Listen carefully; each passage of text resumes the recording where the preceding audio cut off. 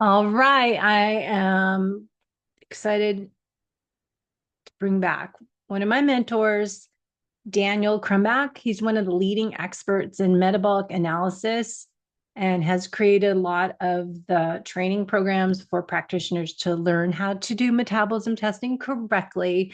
And we are going to dive into how to make a metabolism test the most accurate, as I'm finding out from a lot of other clients that are getting metabolism testing done other locations that it might not be the most accurate data. So what if you're doing this test and you are maybe relying on data that might be inaccurate? So we want to make sure we're doing everything we can do to prepare properly for a VO2 max test and finding our peak fat max, our metabolic crossover point. How do we make sure that accurate is really a true picture of where your health is, your mitochondria, your metabolic health for that day you're getting the test?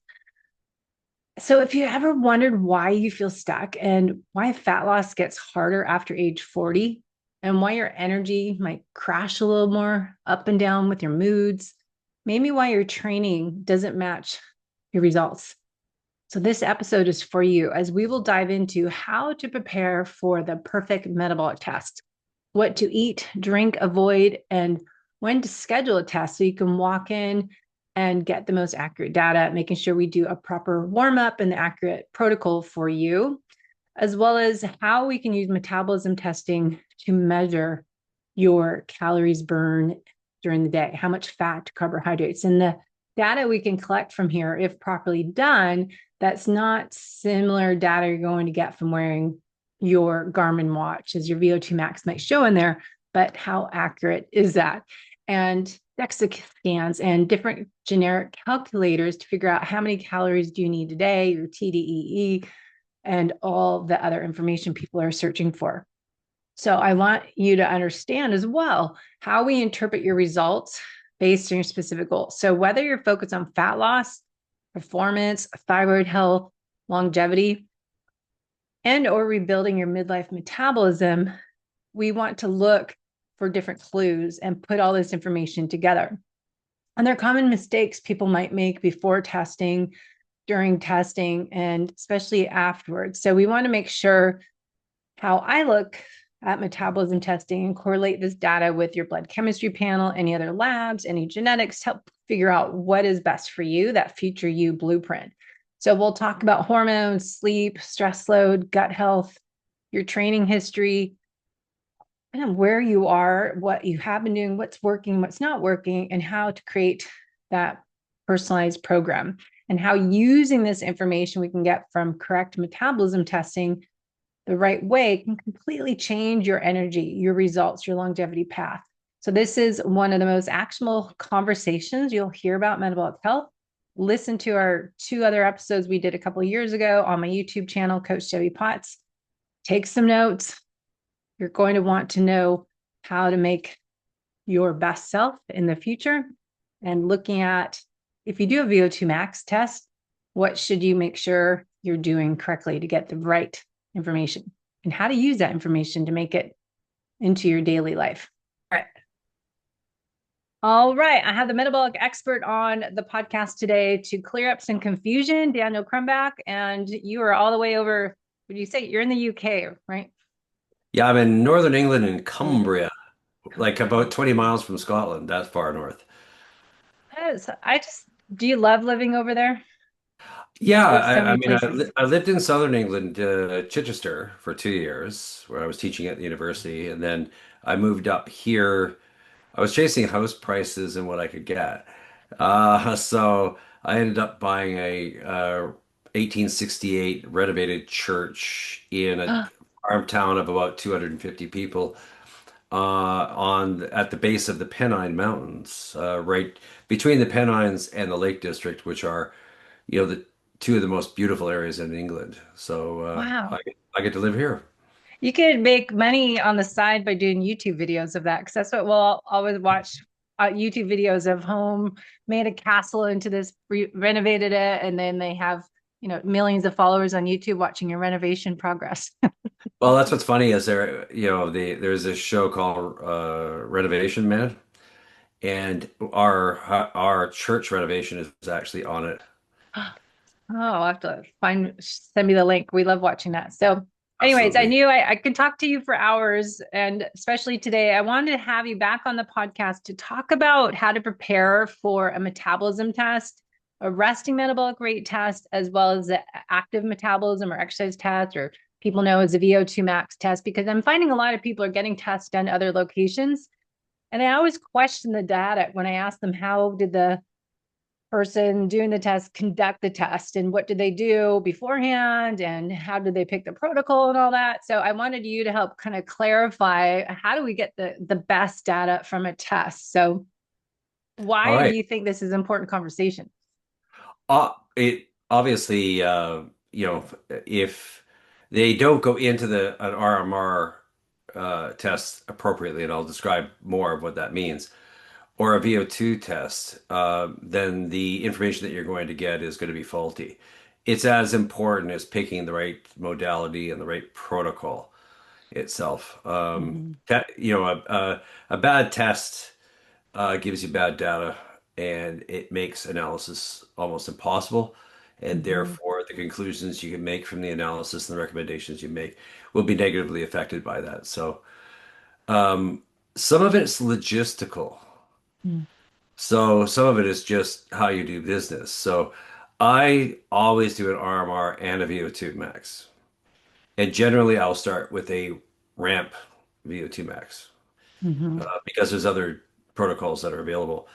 Um, I'd just like to be able to have that data because a lot of people will just do VO2 maxes, but you're missing a lot of metabolic health by not doing an RMR, especially with O2 and CO2, because with O2 and CO2, you get fat and carbohydrate concentrations as well. So you get an idea of how much fat and carbohydrate they burn at rest, which is a strong indicator of how they're eating and how they're training and how metabolically sound they are. So I will always do both. Now, if they have a really good RMR in the first place, meaning that they have their basal metabolic rate is either average, high average, or high, meaning that they burn a higher amount of calories than others their age and gender itself, which is a strong indicator of good lean muscle mass and a good metabolic system. I will not tend to retest the RMR significantly unless they have a weight loss goal Mm-hmm. itself. But RMRs tend to change very slowly, so I tend to spread that out more to about once every 6 months. So that's one of the reasons why I'll always do an RMR and a VO2. Now, to prepare for an RMR and a VO2 is completely different. Mm-hmm. So I'll combine them together as part of the conversation. Some people will do an RMR, they have to be fasted. And some people will really shorten the fasting time, which is a real mistake. Because of the fact that in order for the number to be correct, they need to be fully fasted. Which means So how many hours? I prefer overnight. So, nothing after 9 o'clock because you get a 12-hour fast going into 9 o'clock the next morning, meaning that the only thing they're allowed is water. So they're not allowed anything in the morning, no food, Coffee? no coffee, no stimulants, even if they smoke, no smoking, and no use of vapes. So it's just strictly Never thought of that. So people, I guess people vape now still. they I wouldn't do think they about do. that. So that they got to come in absolutely fasted to get a valuable RMR and BMR, and Mm-hmm. especially the fat and carbohydrate utilization. It needs that. So my guys will tend to fast overnight. If they are an afternoon assessment, then they can have breakfast because you're still going to get greater than 6 hours before you test them. So my minimum amount of time is 6 hours. Okay. So um, then related to the VO2, no heavy workouts, no high intensity workouts for at least 72 hours before. So they can 3 days before they can do that. The day before is complete rest, and the day before that, like this, the day two, they can do a light workout, and the day before is complete rest. Now, that's to ensure that what you're doing is you want them to perform maximally during the test. I don't believe in doing submax tests. Why? Because I don't have any data then. Mm. To do a submax, the rest of it's all a guess. You don't have their ventilation. You have no idea of the fat and carbohydrate they're using. You just don't have any data. It's an extrapolated VO2 max, and you're going, the only thing you're going to do is getting a guesstimate of Mm. where they finish. So I always do a maximal test. Wait, with someone that's doing a submax, they're stopping it at what point? Well, they'll look for a certain RER. Mm. So they'll look at the ratio between the CO2 being produced and the O2 being utilized. Um, and I've been doing this for 30 years. I've never had to call an ambulance on anybody because those people that are deconditioned, their level of effort is significantly low as far as intensity is concerned. So they'll naturally limit themselves. And the other thing is to really make it clear whether you achieved a VO2 max or a VO2 peak. Mm. So a peak is easy to identify because your O2 utilization is continuing to climb at the end of the test, and a max has to plateau or decline. So my guys are always told the same things. They're actually asked to bring a snack or a gel or a drink, whatever they normally use. I will do the RMR, and the RMR is you really need to talk to people. It needs to be in a quiet, temperature-controlled room. There is real debate about whether they can do anything during it, but I always remind people what we're looking for is looking for a combination of how they breathe when they're sleeping, because you want to capture those other times that they're not active, and we want to capture if they're relatively sedentary. So if they're reading a book, they're watching TV, they're working on their computer on nothing particularly exciting, they're staying off the bad sites, and so they're just breathing normally. One of the biggest issues that we have is the fact that people, as soon as you put a tube in their mouth or a mask on their face, they'll change their breathing style. And with so many people doing reading on breathing, you really need to watch how they're breathing during the test because breath will change all the numbers. So I always warn people that, like with the core device that I use, I can see the breathing frequency and their tidal volumes during the test. If I see the breathing frequency is sitting at like 6 or less, they're not breathing normally. Nobody breathes 6 breaths a minute at rest. It's more like 10 to 14, Mhm. and depending on their size, somewhere around 500 mils to about 800 mils per breath. But I will look at tests where they're 2 breaths a minute and 1.6 liters, and you're just going, your test is useless now because you adjusted your breathing, and therefore the breathing is Mhm. everything when it comes to the RMR. Yes. So it's really important that you do a really good job of talking to your client beforehand and stay in the room. And if you're lucky enough to do what I can do, I can see their numbers and say, quit jerking around. You're not in yoga class for, 14 hours a day. Okay. And yes, I'm impressed with the fact you can control your breathing at rest, but so what? But we need to capture that to get really good data. The other thing that people do with RMRs that are too short or wrong is that it's too short. Mhm.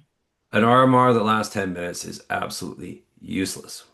I It- found that too. I always go more than yeah. 10.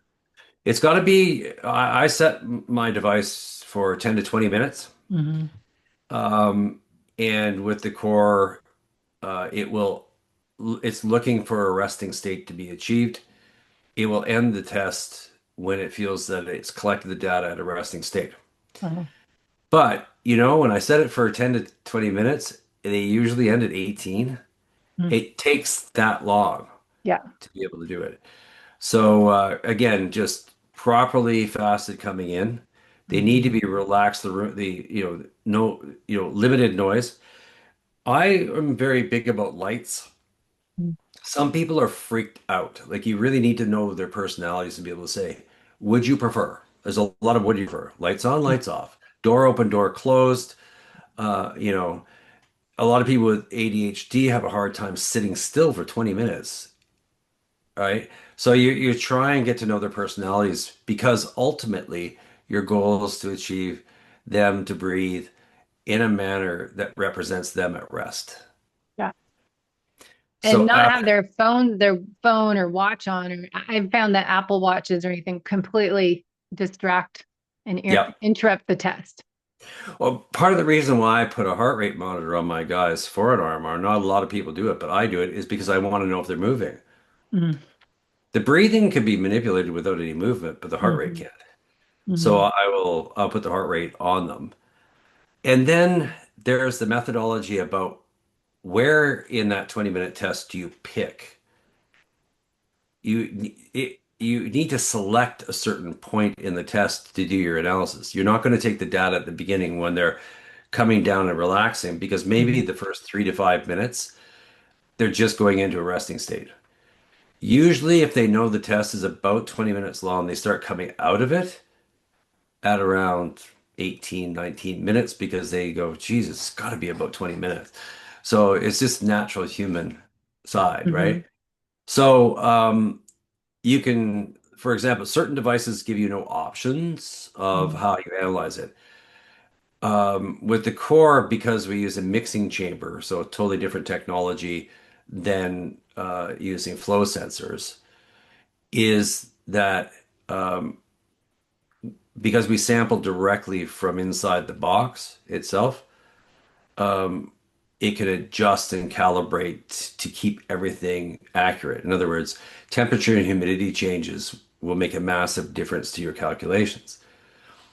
So if you don't have a device that continuously calibrates, then the longer the test goes, the more inaccurate it is because it's calibrated at the beginning only.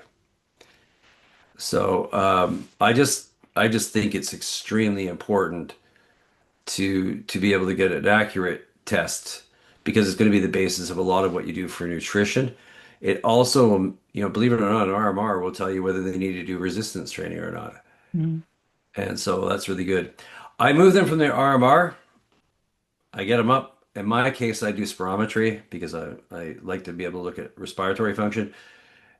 Then I tell them that they can eat or drink whatever they wish. Some people say, well, you're doing your VO2 max fasted and you're going, it's not going to make any freaking difference. There's plenty of carb and fat on board for a 9 to 12-minute test. So it's not going to make a difference. I do that just strictly because they're probably hungry. And it's probably something they do when they train anyway. So I let them, this is where they can have that. Then what I do is, as you know, is I'll do my parameter check to determine the protocol that I'm going to use for the VO2 max test. Mm-hmm. And because they're well rested going into it, I can get a maximal effort from them. So just to clarify, so we did the resting metabolism test, say about 20 minutes.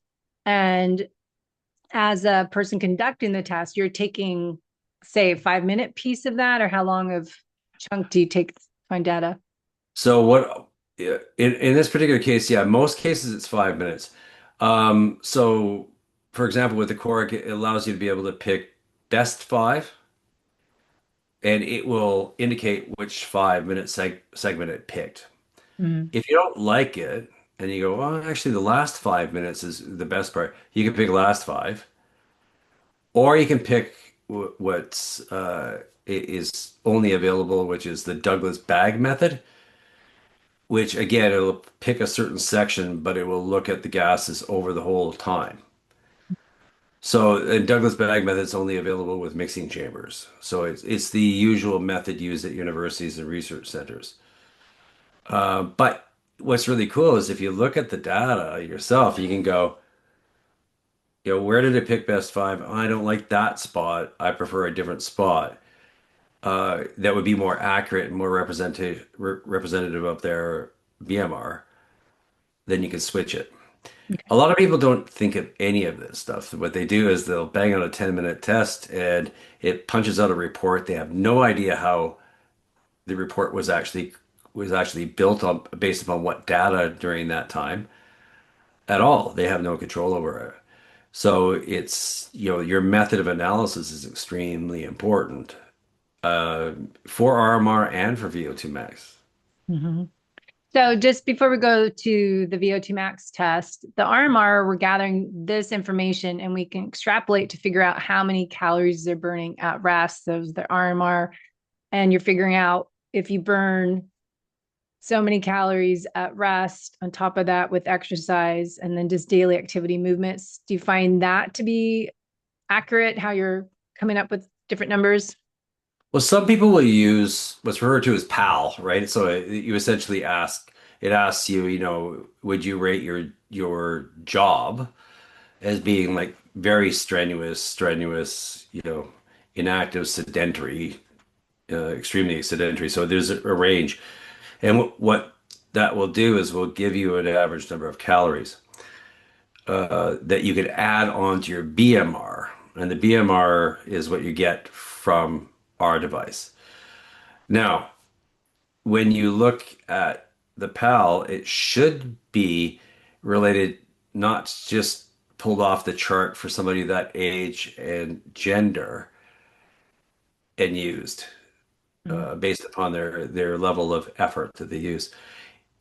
If they're slow metabolism, it should be adjusted down because, of course, that part will be down as well. And if they're fast, it should be adjusted up.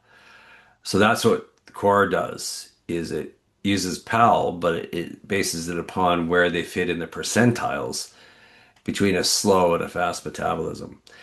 I don't honestly put anything in the activity. I find it absolutely useless to try and guess exercise, caloric, fat, and carbohydrate from an RMR. You can't get it. So I always put zero. I just say ignore the activity side. I always leave it blank because it depends on, as you know, the duration and the intensity of the workout. So it's really not helpful. It's a bit confusing to people. So I just don't bother putting that in because I know I'm going to do a VO2 max with Yeah. O2 and CO2, and that's going to give me all the caloric and fat and Mm-hmm. carbohydrate burn at all the different intensities. So the benefits of doing the RMR test that you're using this data for, and then combine it, we'll get to the active test next. But the benefits I find the resting is metabolic health and the mitochondria and looking at do they need more strength training or cardio based on kind of getting into mTOR versus the AMPK pathway I've been talking about. But it's Right. to me, it's looking at the metabolism and correlating that data with their blood chemistry panel and looking at their other data and their thyroid health and their insulin and all that. I find that beneficial. What do you find the most benefits from the RMR? Yeah, number one, metabolic health for sure. It will definitely red light somebody's diet. There's no way. I've looked at recent te as you know, I analyze tests from people testing all over the world. So they send me their stuff and I look at it and I can describe that person to a T, no matter it. I've never met them before. I have no indication of who they are, Mm-hmm. but I can absolutely tell you that this person eats too many simple carbs because I have had tests and they've been 100% carb and 0% fat at rest. And you're going, that's essentially, you would call that metabolic syndrome or diabetes, right? That's a lot of really bad training at a wrong intensities mixed with a horrible diet. So those things that give you these flags allows you to be able to address them. And so it makes a massive difference. And like you said to me, one of my key things with an RMR is it whether I need to prioritize resistance training or not. And unfortunately, as you know, everything's generalized so much in the world today, where it's sort of like, well, if you're overweight, everybody that's overweight that wants to lose weight should do resistance work because it'll increase your basal metabolic rate. And you're going, yeah, well, what if they're already fast? Aren't you, Mhm. you're going to waste their time with doing it. But if they're slow, you're not. You're gonna make some really good gains. So you can be much more accurate and specific with your prescription that way. Mhm. Yeah, and I find it also you're speaking to looking at how much fat to carbohydrates they're burning at rest and how important that is, and looking at their labs and what they're doing, how they're eating, and their stress too, because it's the chronic Yeah. stress impact on our fuel availability. I think is part of it too. They see more carbohydrates being burned, perhaps with some people that are chronic stress mode, always raising the glucose from their stress level. Well, but what's really interesting is that, like, I always hate it when people talk in isolation or they talk about one aspect. Yes. People that are stressed also tend to use food, Uh-huh. bad food, Yeah. as being a relief to their stress. Yeah.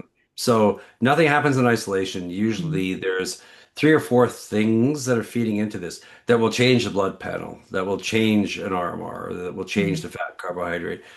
It's usually not one thing. Yeah. I tend to concentrate on how I address things, which is nutrition and exercise more. But I do think in a lot of cases you can capture a lot of pre-medical conditions fairly easily just by doing that. And they don't know that they're actually on the edge of being ill, being diagnosed with the condition, being prescribed medication, but you can see it. Mhm. And Yeah. hopefully you can change it. And you can change those that have already been diagnosed and are on medication and say, well, do you want to be on medication the rest of your life, or do you want to be able to make a few changes that is going to bring you away Mhm. from that? Yeah. So it's yeah, That helps. Yeah, I think yeah, it's understanding. I always think of it as we've spoken before, the three categories that you're doing testing, people are trying to lose weight. And then there's a performance for athletic performance and figure out how to personalize a workout program or training plan if they're racing. And then there's longevity and yeah, some all of the above. But I think it's that I feel that the testing is marketed in the past VO2 max to people that are just athletes, and how yeah, important it is for anyone concerned about their future self, how well they age, is trying to get them to do testing, that it's more important for longevity health to get this data and being a health optimizer. So as you just said, we can catch things earlier and then figure out how to course correct and change and personalize your own program so you are improving how you age and not having different illnesses come up that you didn't know about. absolutely. And perhaps even more important because the fact that a higher level athlete will have more time to train. Yeah. So, if they only have a 3 1-hour blocks in a week, they can't afford to make a mistake Mhm. in the general population, Yeah. and if they have really limited capacity, you better make sure that what you give them to do during that limited space is absolutely right thing to do at the right time, at the right intensity, in the right order. Those are all the things that have to be put in place. Mm-hmm. So let's transition that into the exercise test, the active metabolism or VO2 max, whatever you prefer to call it, and how important the data we collect, but how we want to make sure we have accurate data for that test that day and time on that person's health, how they were that day, how to make it the best results. Starting with, we went over kind of prep the days up, which most people don't rest as that. They just go do No. the test. And I'll add that I find a lot of places are doing the test without any warm up, and they're not doing a personalized program. They're just picking one of the options for a test protocol. So speak to how we can get the most out of doing a test if you're the participant. I would say number one, remember why you're doing the tests and what data you were after. Don't let the protocol run you. Mm. It's you've got to be able to adjust the protocol to give you all the important things that you need in the time frame. that would meet, not too short, not too long, to be able to get a VO2 max. So, and there's many different ways of testing, and I use a bunch of different methods of testing, but let's stick with a classic ramp test, Yeah. which is kind of the classical VO2 max. I do them all the time. I as when I teach it, I tell people never shorter than 9 minutes, never longer than 12, and that should be your goal. Why never shorter than nine is your data is not there. It's a nice simple thing is you need enough data to be able to see physiological changes over time. Never longer than 12 because you want your intensity to ramp up at a level in which they can actually achieve a VO2 max. So I try and keep my test between 9 and 12, not including my 5 minute warm up. So why the warm up? There's a myriad of reasons. Number one, you need to get them into kind of homeostatic level to be able to identify the beginning of the changes at the beginning of the test. Otherwise, you have no baseline to compare the changes in the rest of the test. The other is you strap a mask to them, you put them in a stressful environment, give them 5 minutes just to get into exercising. They'll forget about everything else at that point. Their breathing will settle in, their heart rate will settle down, and they'll just get used to the test. And I do a 5 minute warm up now.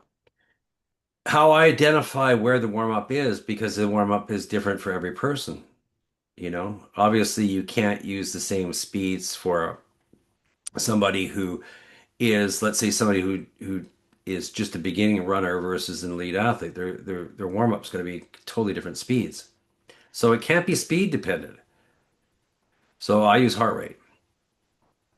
Now, logically, your base, there's certain things that you should be looking for zoning and for physiological data, and that is fat max.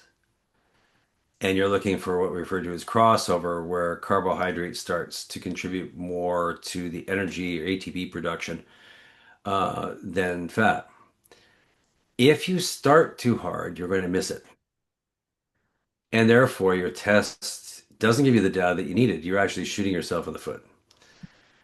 So, a simple concept that I use is I do a parameter check, but my goal is to try and set them to be their warm up is between 90 and 100 beats. And 99 times out of 100, you will not miss fat max. It They're will keeping be, 5 minutes at 90 to yeah. 100 heart rate. Yeah. And 90% of the time, you're going to find that fat max is there or slightly higher in the first step, but you'll never miss it. So, obviously, instead of using speed, if you use heart rate, it'll be whatever speed is appropriate for that individual to achieve that heart rate. There's going to be the odd person that has extremely high heart rates. They're 220, 240 beats. You're never going to get them down to 90 because they pick their nose and they're at 150. So it's sort of like, yeah, is going to be exceptions to this, but you know who they are, Mhm. you know. But if you do that and you let them settle in for 5 minutes, what you'll see is their heart rate will start a little bit higher, it'll drop down and then be flat. So you're getting that nice baseline for about 4 minutes before you apply the first load uptick. The test really starts after the 5 minutes. So this is with the mask on. So you're all Yeah. set up, 5 minute warm up, and then you're doing the ramp test, which are you doing 1 minute increments or are you doing more than that? For me, I'm doing the 5 minute warm up and then 1 minute increments times 9 to 12 of them. Mhm. How long it is if you obviously if you make your increments too high, you're not going to reach 9 minutes. If you make your increments too small, you're going to go over 12 minutes. So as you know, I use what I developed, which is a parameter check, which was determine which increments you should use for that person to achieve that. And I think I've gone through that before. I'm not sure if you want me to do that Yeah. again quickly. Well, that's a task you can do beforehand without the Yeah, mask on, right? And you're doing heart right. rate, bring them up to certain heart rate, and then perceived exertion, a 6 out of a 10, what heart rate that is, and then a 9 out of a 10, what heart rate that is. And then you have a little calculation that we do to figure Exactly. out what the pace increments. So that helps. This is why I think it's so key to do that, because then you know how much to increase that amount on the test, the actual test. And because I find if you don't have that correct data, you're jumping up, is it too fast for them or they're going too slow? So to get Right. that perfect 9 to 12 minute actual test that we can make sure we're going to get there is, I feel that you have to do the pre-check test. Yeah. And that's where that goes back to your discussion about, using standardized protocols. Like, no, there is no standard. There is a standard groupings within human beings. If you have an elite female cyclist, you could probably start them at 100 watts, and you're probably going to be going up 20 to 30 watts per. But that's not who comes through your doors all the Mm. time. Yeah. I know that after testing thousands and thousands of people, but I still do a parameter check because I don't know whether they have a strength deficit at the top end. And that has to do with so much to do with also picking the right modality for them to test on. One of the biggest mistakes I see is, standardized protocols, but also the wrong modality. If they're not going to ride a bike as part of their training, for God's sakes, don't test them on a bike. Mm-hmm. If they're a walker, then do a walking protocol. Mm-hmm. You know, That, if they're a runner, you've got to think about what the purpose of having the data is, and quit just being a monkey and following protocols. It's sort of like, oh, you're mainly going to walk. Do you have hills around where you are? Ah, okay, great. We're going to do a speed increase, then an inclination increase, so we can see how you respond to these things, so we can understand the loads associated with what activity you're going to do and apply them.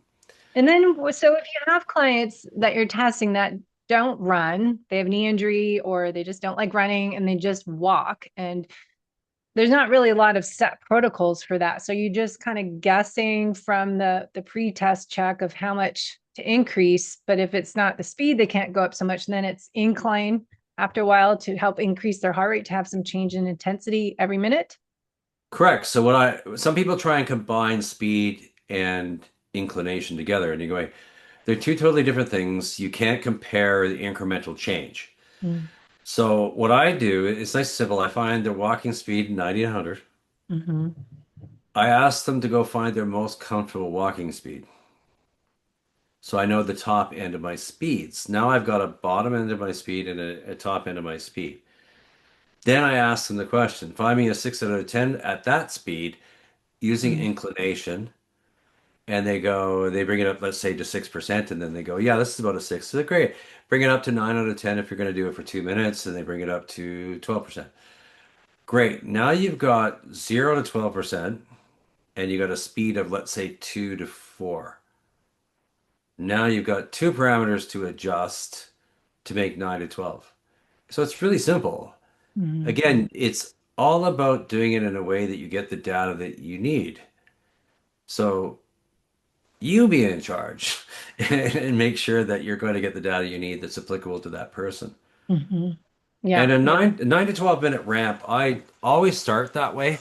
I find I've been analyzing data for so long. As you know, I use near-infrared spectroscopy with it, because I like to look at multiple metrics. Um, but I will also do what's referred to as X1X.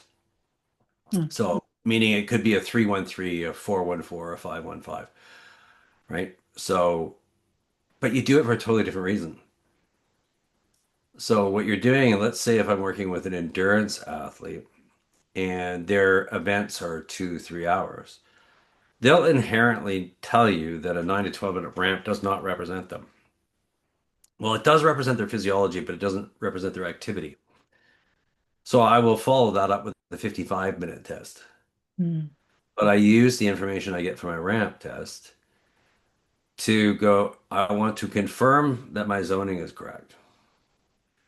So I'll pick something from zone one as part of the warm up. I'll pick up something from zone two, zone three, zone four, and zone five. And what I'll do is everybody has different feelings and mainly about how long the work and rest is. So a lot of people are doing, the Norwegians are promoting like a 3-1-3. A lot of people add the 1 minute rest in there because they want to stab them and take their blood. Mm. Okay, that's why it's built in. You don't really have to do that. You can just do a longer protocol without a rest. Only reason why I do a rest is I want to see the recovery on their near infrared spectroscopy. That's it. Otherwise, it's confusing to people. But what it does is allows you to be able to give a comparison of their first 3 minutes at that effort, followed by a second 3 minutes at that effort. Mm. And you can compare those two, and you can look at it as 6 minutes over time, and you can see if it's fat max, or let's say it's zone two, what we should see is there's no difference because that's is I can do this intensity and it's the same amount of work for me physiologically. Mm. So if you've got the first 3 minutes looks like this and the next 3 minutes looks like that, you don't have zone two. It's transitioning and responding to it. Mm. So it's a different, again, I would never use it for VO2 maxing anyone. It's too long. Mm-hmm. Yeah. But it gives me different information. So there, what's really important is that it's all about the data and your protocols and your parameters are all about making sure that you don't miss any of the data that you need to make good decisions. Mm-hmm. And to And find the then, right yeah, zoning. oh, it's brutal to tell you the truth. Like most people don't even understand how their device finds zones. It just Mm-hmm. punches up this nice report, you hand it to them, and you look at the reports and you go, oh, great, your zone one's 147 beats. You are freaking amazing. It's just ridiculous. Now, we need to understand that there's multiple methods of zoning. And one of the things I do like about the core is it gives you four different methods are commonly used. So things like percentage of VO2, heart rate of VO2 max, anaerobic thresholds, and then percentages of max heart rate from the test, etc. So it gives you four different options. And not only that, if it's a percentage based one, Core gives you the ability to be able to change the percentages. It gives you the standard ones that are out there, but if you don't agree with that, you can change them. But that's not mathematical equation as you've taught us. It's data collecting percentage of the data that you collected. You're not using some mathematical formula now because now you have the data. It's all math because it's all based upon one finding one point during the test. Mm. So if Okay. it's anaerobic threshold, it's that, and there's even ways of subdefining anaerobic threshold. I was going to So say, isn't there not a thing aerobic versus anaerobic? It's the yes, changing fuel system. Did you one that right. taught me that? Exactly. So there's a lot of people that have only O2 that say that they can do anaerobic and aerobic threshold. You're going, no, you can't because it's RER based and you need O2 and CO2. So it's a lie. It's ventilatory thresholds. That's true because they're using VE. Mm-hmm. All right. So my feelings on VE. It's two metrics combined of which you don't know whether that combination is from a very positive thing or a very bad thing. Mm. So I hate VE over VO2, VE, CO2, yet that's how a lot of people work. Anaerobic threshold, there's a myriad ways of calculating it.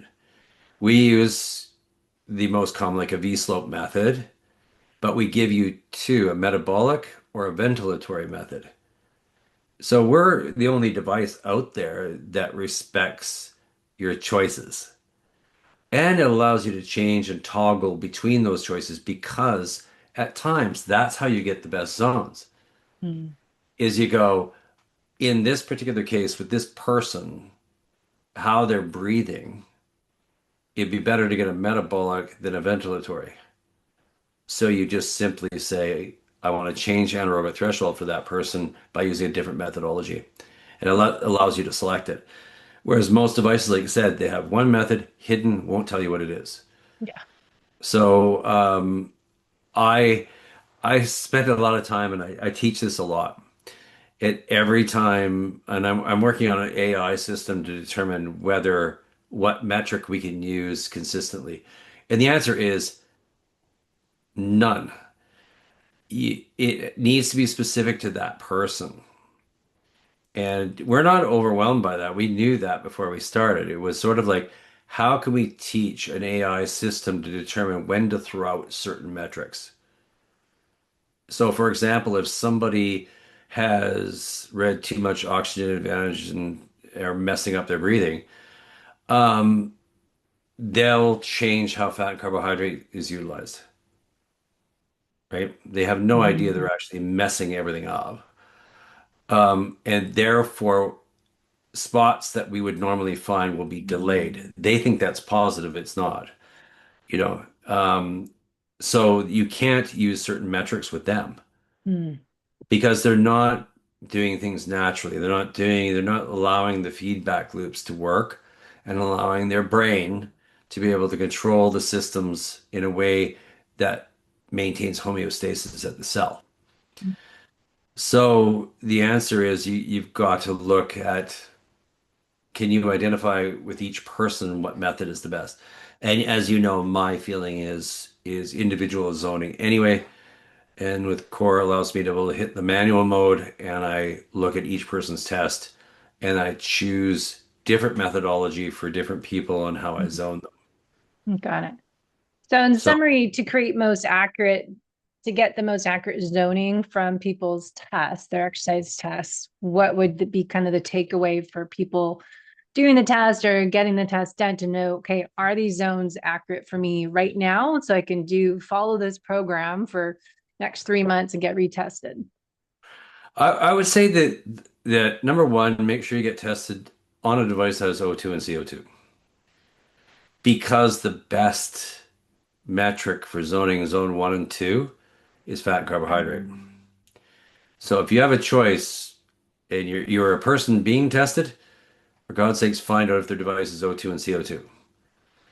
If you're buying a device, understand your physiology well enough that having O2 does not give you the information that you need to be fully analytical and make really good decisions. So I would say making sure you're being tested on the right device, and ask them, what zoning method are you using? Not 5 zones. I mean, how did you use? Did you use anaerobic threshold? Did you Mm. use percentage of VO2 max? Did you use percentage of heart rate max? You know, what methods did you use to be able to determine my zones? Or did you even bother looking at them? Did you do it or did the machine do it for you? Mhm. So you want people that actually know what they're doing with their device, doing the analysis. Yeah. Do you find it easier to start with identifying their zone two first when you're doing Hmm. the manual? Yeah, zone one, zone two, using fat and carbohydrate. Hmm. It's delightful to be able to go in there and be able to use those things. A lot of people are using inappropriate points in there. They don't understand what a fat max is. They don't understand that if you pick crossover for the top of zone two, you've already gone into zone three. They don't understand basic things on how to be able to use the data. So zoning is not zoning is not zoning. It's really what data they have. Did they start slow enough? It goes all the way back through our whole conversation. Did they have the right device? Did they build your protocol correctly to be able to identify all these spots? And did they know how to look at the data to be able to determine, number one, how did I perform? Where do I suck? And what my zones are so I know that the intensities given to me will change my physiology in a way that will benefit me through improving my medical condition, my longevity and health, or my function and performance. So what do you find is the most benefits for people doing these testing for the three different categories we spoke about, the fat loss or weight loss, or rather lean body mass increase program, Yeah. and then performance and then longevity. So looking at those three, kind of what would you think? would be top of your head for top benefit for the weight loss category? Um, God, the answer is I don't know until I test them, right? It's sort of like you can take an obese person and they can have high lean muscle mass and a high basal metabolic rate Mm. if they're active. So let's say you take a let's say a 50-year-old construction worker that's been working in construction for 30 years. You may find that they have a fast metabolic rate, and therefore you're not going to look at resistance and you're not going to worry about that. You're going to look at their fat and carbohydrate utilization, but really it's going to be a lot to do with just caloric deficit with that person, match with the right exercise programming to achieve their goals. But you'll have other people that will be 30% fat, 70% carbohydrate with a low BMR, Mm-hmm. and your approach has to be so different. It tells you that there needs to be a super strong nutritional approach to this, and that whatever exercise you choose, you don't want to throw them into carbohydrate use.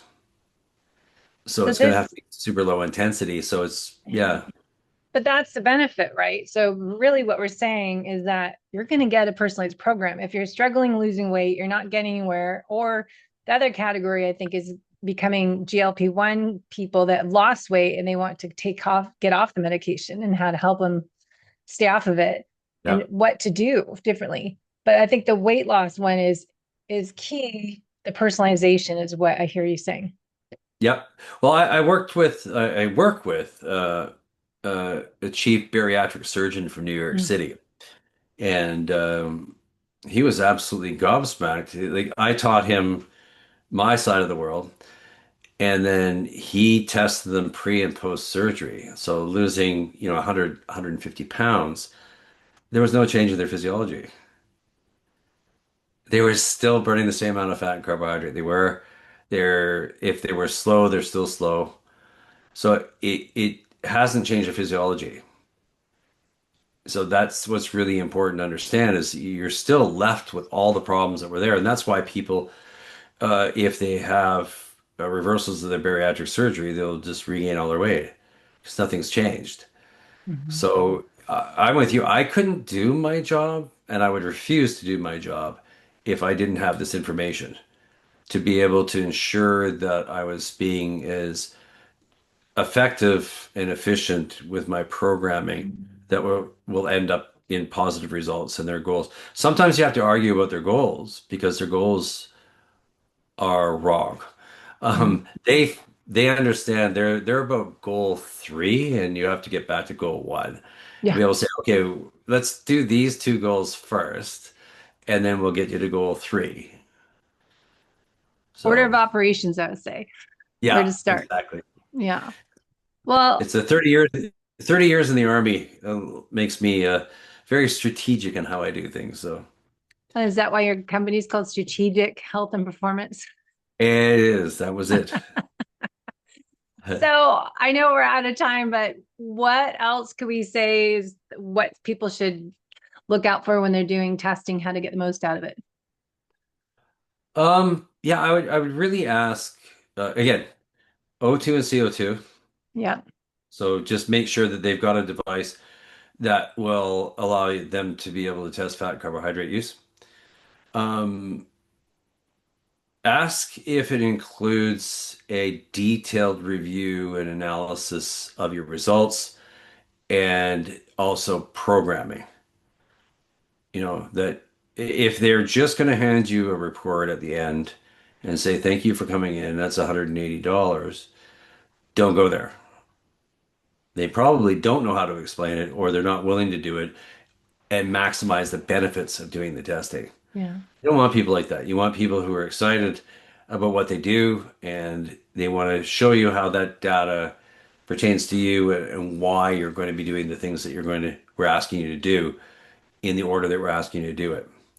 And I think adding to that, I make sure I do a big long health history form that we have from the whole practice. Nutritional therapy company started this, and a 5-day food and mood exercise journal. Let me know what are you doing now, so then we can Yeah. look at the big picture and help really personalize the program, because we can get you need to know what the client's doing now, what's working, what's not working, what their goals are and what they want to happen. Then we might identify what they should be really thinking as a goal for them that they might Yeah. not have realized. I never look at my form until afterwards because I just confirm whether what I saw in their Yeah. physiology is represented in it. Yes. But yeah, I mean, you can never go wrong with just doing something different. Mm-hmm. It's an Mm-hmm. old rule in strength and conditioning, right?